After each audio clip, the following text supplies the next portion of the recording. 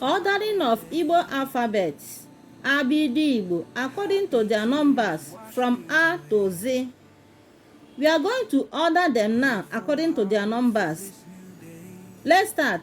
Number 1 is A, 2 B, 3 Chi, 4 D, 5 A, 6 F, 7 G, 8 B, 9 R, 10 W, 11 H, 12 E, 13 E, 14 J, 15 K, 16 P, 17 P, 18 L, 19 M, 20 N, 21 N, 22 M, 23 N, 24 O, 25 O, 26 P, 27 R, 28 C, 29 Sh, 30 T, 31 U, 32 O, 33 V,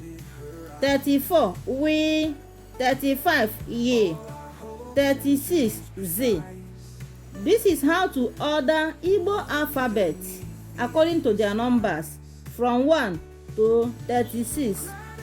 So, if you are asked, what is number 8 in Igbo alphabet?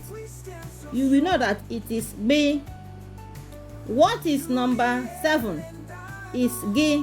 What is number 17? P. P. What is number 26? P. So, you have to know them from A to Z. That is from number 1 to 36.